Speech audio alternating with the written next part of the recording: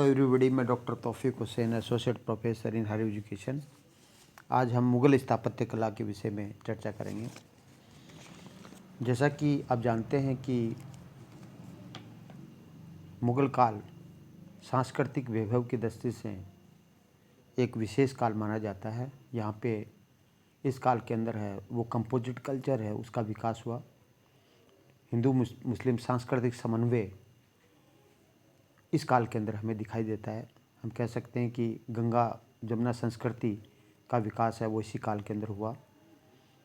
और इस काल के अंदर आप जानते हैं कि मुग़लों का संबंध है वो समरकंद से था, और समरकंद के अंदर जो पश्चिमी और मध्य एशियाई का समरकंद को पश्चिम और मध्य एशिया का सांस्कृतिक केंद्र है वो माना जाता था। और वहाँ पे एक समृद्ध और बहुपक्षीय परंपरा है, स्थापत्य कला की बहुपक्षीय परंपरा, उसका जन्म हुआ। और हम ये कह सकते हैं कि अकबर के शासनकाल में तो एक राष्ट्रीय संस्कृति है उसका विकास भी हुआ। तो वास्तुकला के क्षेत्र की जहाँ तक हम बात करते हैं तो मुग़ल काल के अंदर है वो मध्य एशिया की इस्लामी कला और भारतीय हिंदू कला है, उसके मिश्रण से एक स्थापत्य कला की एक नई शैली का विकास हुआ जिसे मुग़ल स्थापत्य कला है वो कहा जाता है। तो देखिएगा, मुग़ल स्थापत्य कला की हम बात करते हैं तो हम ये कह सकते हैं कि मुग़ल स्थापत्य कला का वास्तविक विकास तो अकबर के समय में होता है, लेकिन अकबर से पहले मुग़ल जो जो जो साम्राज्य है उसकी स्थापना का श्रेय है वो अकबर को जाता है। और जो मुग़ल राजवंश की स्थापना का श्रेय बाबर को जाता है। और बाबर की जो आत्मकथा है उस बाबरनामा है, या जिसको तुज़की बाबरी कहा जाता है, जिसकी रचना बाबर ने है वो तुर्की भाषा में की। तो उसके अनुसार है बाबर ने हालांकि अत्यंत व्यस्तता में रहा, लगभग 4 साल ही उसको शासन करने का अवसर मिला। उस 4 साल के शासनकाल में वो युद्धों में व्यस्त रहा, लेकिन उसके बावजूद भी है वो बाबर ने है वो दिल्ली, आगरा, धौलपुर आदि में अनेक इमारतें हैं वो बनाई। और उसने इन इमारतों के निर्माण के लिए है वो अनेक कारीगर है और पत्थर को तराशने वाले, जिसको संगतराव कहा जाता था, उनको है वो नियुक्त किया। और उसके काल के अंदर अनेक इमारतें, भव्य इमारतें, बड़ी इमारतें बनी, क्योंकि इस काल के अंदर मजदूरी है वो कम थी, तो ऐसी स्थिति में बड़ी इमारतों का निर्माण कराना भी आसान था। तो बाबर के समय में जो इमारतें बनी उसमें पानीपत की काबुली बाग मस्जिद है और संभल की जो जामा मस्जिद है वो 2 इमारतें हैं वो प्रमुख मानी जाती है। तो पानीपत की काबुली बाग स्थित बादशाही मस्जिद और संभल की जामा मस्जिद है।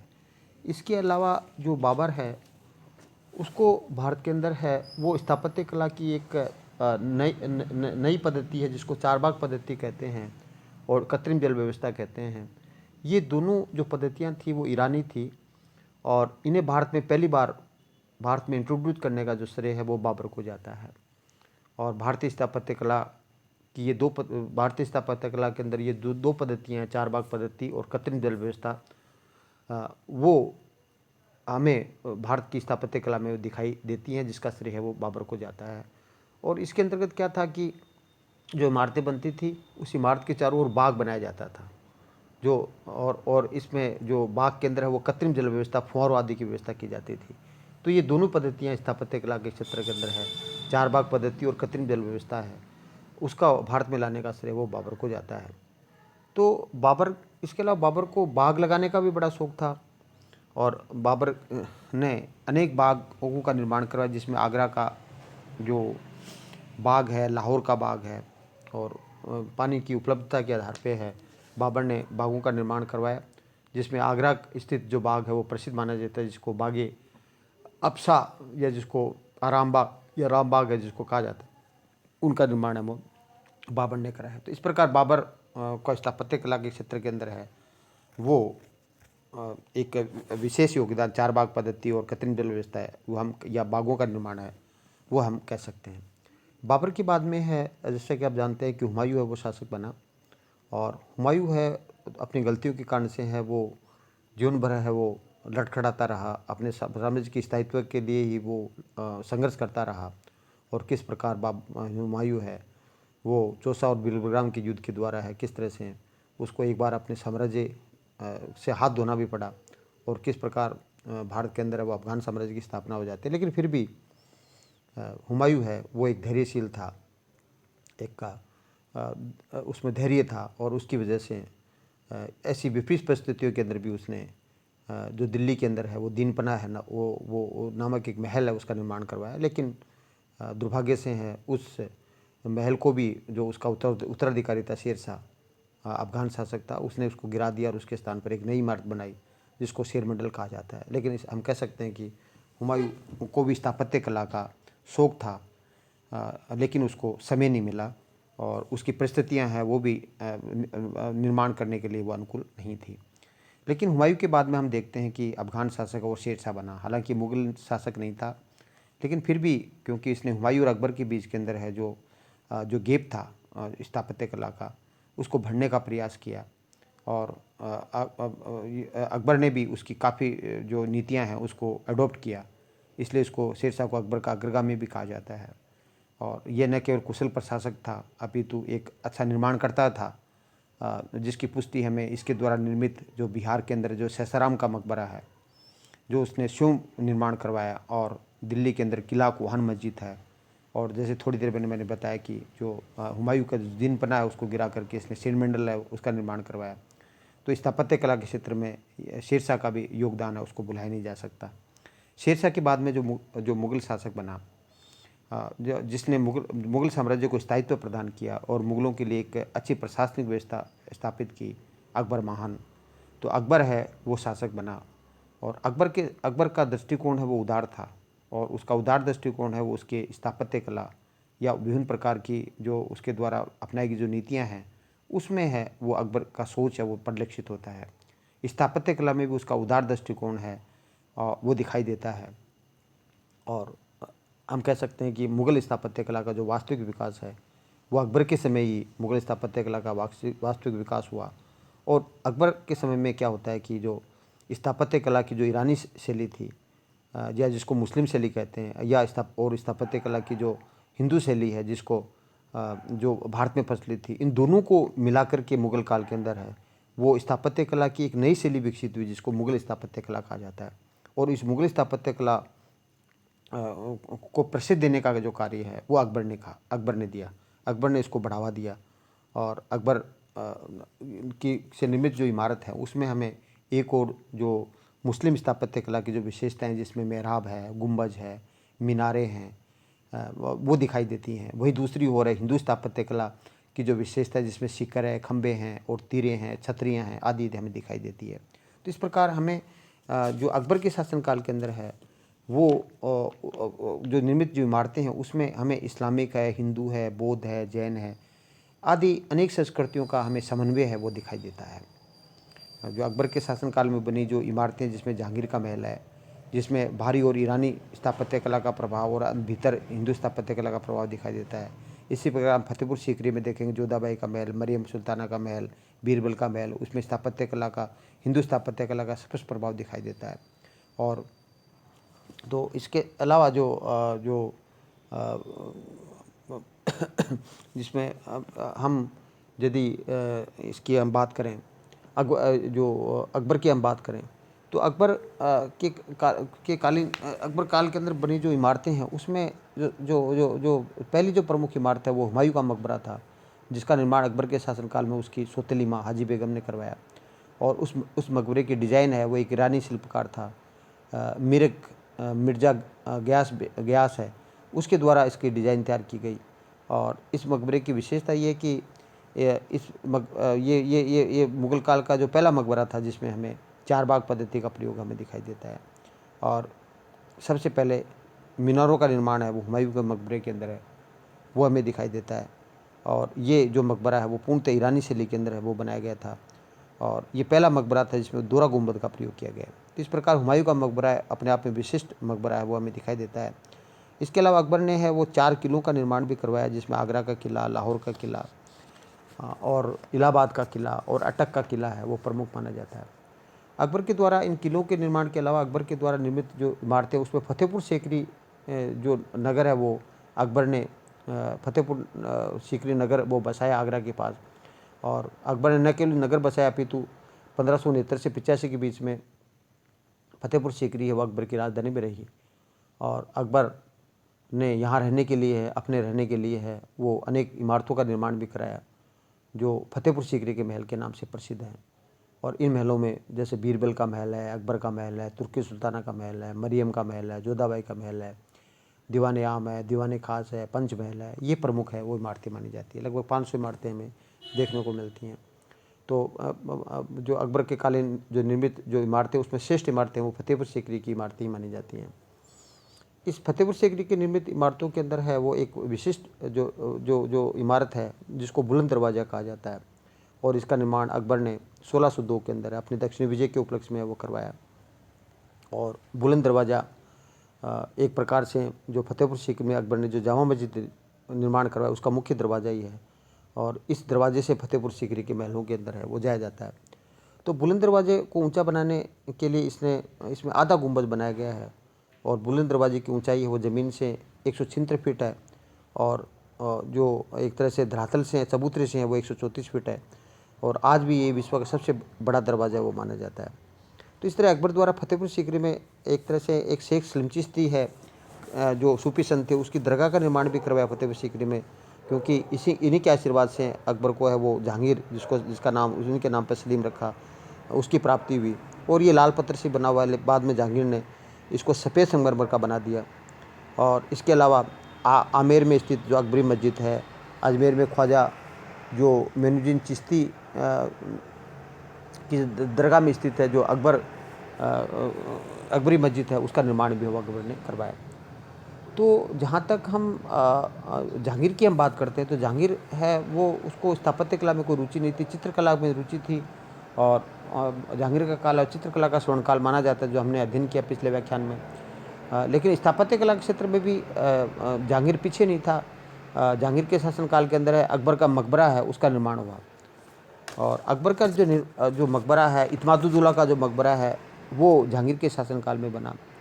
तो इससे अकबर का जो मकबरा है वो आप जानते हैं कि ये 5 मंजिला है। और ये मकबरा आगरा में स्थित जो सिकंदरा है वहाँ स्थित है। और इस मकबरे की डिज़ाइन अकबर ने स्वयं ने तैयार की थी। और बाद में इसका निर्माण जहांगीर द्वारा 1605 से 1611 के दरमियान करवाया गया। और ये भारत का एकमात्र ऐसा मकबरा जिसमें गुंबज नहीं है। और इसमें हिंदू, मुस्लिम, ईसाई, बौद्ध सभी शैलियों का वो प्रयोग किया गया है, लेकिन बौद्ध शैली का प्रयोग है वो ज़्यादा दिखाई देता है। तो एक प्रकार से अकबर का जो मकबरा है उसमें एक हम देख सकते हैं कि इसमें उसकी सोच परिलक्षित होती है, क्योंकि इसका डिज़ाइन स्वयं तैयार किया था। अकबर एक सेकुलर शासक था, वो सोच हमें स्थापत्य कला में दिखाई देती है। एक तरह से अकबर का शकलवादी धार्मिक दृष्टिकोण दिखाई देता है। इसमें एक और जहाँ अल्लाह के 99 नाम है, ईश्वर के गोड के अल्लाह के 99 नाम है, उनका उल्लेख हमें मिलता है। वहीं अल्लाह अकबर है, जले जलाऊ है, जो अकबर ने दीन इलाही धर्म चलाया था, जिले जलाऊ कहा जाता है, वो लिखता है। और इसके अलावा जो हिंदू का जो स्वास्तिक है और ईसा मसीह का क्रोस है वो भी हमें मिलता है अकबर के मकबरे में। तो इस तरह हम कह सकते हैं कि एक तरह से सांस्कृतिक समन्वय है, एक कंपोजिट कल्चर है, या अकबर की जो सोच है वो हमें इसकी इमारतों के अंदर वो स्पष्ट परिलक्षित होती है कि वास्तव में अकबर है किस विचारधारा का प्रतिनिधित्व है वो करता था। अकबर के समय में जो निर्मित इमारतें हैं उसमें इत्मादुद्दौला का मकबरा है वो प्रमुख माना जाता है, जो नूरजहाँ के पिता थे। और इसका निर्माण हम कह सकते हैं कि जहांगीर के समय में है वो नूरजहाँ बेगम के द्वारा वो करवाया गया। और जहांगीर के समय की ये जो इमारतें हैं उसमें जो इत्मादुद्दौला का मकबरा है उसके अंदर ये एक तो इसकी विशेषता ये कि पूर्णतः संगमरमर का बना हुआ है, सफ़ेद संगमरमर का बना हुआ है। और इसमें पेट्रोडोरा शैली है उसका प्रयोग किया गया है। तो जहांगीर के समय की जो इमारतें हैं, जो जहांगीर के शासनकाल के अंदर जो इमारतें बनी, उन इमारतों के अंदर है वो हम कह सकते हैं कि अकबर का मकबरा जो और इत्मादुद्दौला का मकबरा है वो प्रमुख है, वो माना जा सकता है। इसके अलावा जैसे आप जानते हैं कि सांझा का काल है वो एक स्वर्ण काल था। मुगल जो राजवंश साम्राज्य को जो वैभवता प्रदान करने का, ऐश्वर्य प्रदान करने का जो कार्य है वो सांझा के काल के अंदर हुआ। और सांझा का काल तो स्थापत्य कला का स्वर्ण काल कहा जाता है, क्योंकि इसके काल के अंदर समृद्धि थी, इस कारण से बहुत सी इमारतों का निर्माण है वो हुआ। अत्यंत खूबसूरत इमारतों का निर्माण इसके कारण हुआ। तो सांझा ने एक तो जो अकबर ने जो आगरा के किला निर्माण करवाया था, उनके अंदर है सांझा ने है वो 5 नई इमारतों का वो निर्माण करवाया। और इसमें दीवान आम है, दीवान खास है, मुसम्मम बुर्ज है, मोती मस्जिद है और मच्छी भवन है, वो प्रमुख माना जाता है। ये 5 इमारतों का निर्माण आगरा के अंदर है वो सांझा ने करवाया। और मुसम्मम बुर्ज में तो आप जानते हैं कि जो औरंगजेब ने अपने पिता जो सांझा है उसको जो कैद किया था, वो मुसम्मम बुर्ज के अंदर ही रहा था सांझा 1658 से 1666 के बीच में। और इसलिए सांझा के काल का एक जो सांझा ने सांझाबाद नामक एक नगर की भी स्थापना की थी, और जिसको पुरानी दिल्ली कहा जाता है। और यहीं 1638 के अंदर है, पुरानी दिल्ली के अंदर है, सांझा ने है वो लाल किले का निर्माण भी करवाया। तो लाल किला है वो सांझा की स्थापत्य कला का एक महत्वपूर्ण विशेषता मानी जाती है। और इसके अलावा जो सांझा ने है वो आपको पता ही है कि इसने आगरा की जगह दिल्ली को अपनी राजधानी बनाया था। और यहाँ उसने जो एक तरह से दिल्ली की जो जामा मस्जिद है उसका निर्माण भी है, उसको कराने का जो श्रेय है लाल किले के पास है वो सांझा को है वो जाता है। सांझा के काल की सबसे जो प्रसिद्ध इमारत है वो आप जानते हैं कि ताजमहल है, आगरे का ताजमहल है। और इसको दुनिया का 8वां आश्चर्य भी कहा जाता है। और ये सांझा ने अपनी प्रिय बेगम मुमताज़ बेगम की याद के अंदर इसका निर्माण करवाया। और इसके निर्माण कराने के अंदर है वो 22 वर्ष लगे। और इसका डिज़ाइन है वो ईरानी शिल्पकार है उस्ताद ईसा खां के द्वारा तैयार किया गया। और ये जो ताजमहल है वो पूर्णतः सफ़ेद संगमरमर का बना हुआ है, और इसकी संगमरमर का मकराने से ले जाया गया था। और इसके अंदर भी जो इत्मादुद्दौला के अंदर जो पिट्रोडोरा शैली है, पिट्रोडोरा शैली जो कि कांच की जड़ाई जिसको कहा जाता है दीवारों के अंदर है, वो पिट्रोडोरा शैली का प्रयोग यहाँ भी ताजमहल में भी किया गया है। इसकी मीनारें भी है वो बाहर की तरफ से झुकी हुई बनाई गई है, जिसमें उसके गिरने का जिससे यदि कोई गिर जाए वो मीनारें, तो ऐसी स्थिति में ताजमहल को क्षति नहीं पहुँचे। और जो शाहजहाँ के समय में नूरजहाँ बेगम के द्वारा जहांगीर के मकबरे का निर्माण भी करवाया गया था, जो शाहजहाँ के समय में जो जहांगीर का मकबरा जो लाहौर के शाहदरा के अंदर है, लेकिन निर्माण है वो इसने नूरजहाँ ने करवाया। शाहजहाँ के द्वारा मयूर सिंहासन और तख्ते ताऊस है उसका निर्माण करवाया गया। और इसका डिज़ाइन है वो जो क्या कहना चाहिए बादल खान नामक ईरानी शिल्पकार ने तैयार किया। और हम कह सकते हैं कि इसमें इसी में शाहजहाँ ने वो कोहिनूर हीरा है वो भी जड़वाए तख्ते ताऊस के अंदर है। जहाँ तक हम औरंगजेब की हम बात करते हैं तो औरंगजेब है वो उसको कला में विशेष रुचि थी नहीं, न चित्रकला, न संगीत कला और न ही स्थापत्य कला। लेकिन इसके समय में भी 2 इमारतें वो प्रमुख मानी जाती हैं, जिसमें बादशाही मस्जिद है जो लाहौर के अंदर है वो औरंगजेब ने करवाई 1674 में। और 1679 के अंदर औरंगाबाद के अंदर है वो रबिया उद दुरानी का मकबरा है उसका निर्माण है वो करवाया। तो बादशाही मस्जिद है वो तो लाहौर में है, जिसकी डिज़ाइन है फिदई खान ने तैयार की। और रबिया उद दुरानी का मकबरा है वो महाराष्ट्र के अंदर है, औरंगाबाद के अंदर है। और इस मकबरा का निर्माण औरंगजेब ने अपनी जो प्रिय बेगम थी रबिया उद दुरानी की याद में 1679 के अंदर करवाया। और इसको भारत का दूसरा ताजमहल या जिसको दक्षिण का ताजमहल भी कहा जाता है, ये भी आगरे के ताजमहल की तरह पूर्णतः सफ़ेद संगमरमर का बना हुआ है। और इसकी डिज़ाइन है वो औरंगजेब ने एक तरह से अब जो ताजमहल की नकल की तर्ज पर ये इसकी डिज़ाइन तैयार की गई। और लेकिन ये ताजमहल की तरह ये इसका निर्माण नहीं हो सका। और औरंगजेब को दिल्ली के लाल किले के अंदर एक मोती मस्जिद नाम से एक मस्जिद का निर्माण भी वो करवाया। तो इस तरह से हम कह सकते हैं कि मुग़ल स्थापत्य कला की नींव है जो बाबर ने रखी थी। और वो स्थापत्य कला है, उस स्थापत्य कला का जो एक तरह से हम कह सकते हैं जो विकास है वो एक प्रकार से अकबर और शाहजहाँ के समय में होता है। इसका क्रमिक विकास हमें देखने को मिलता है।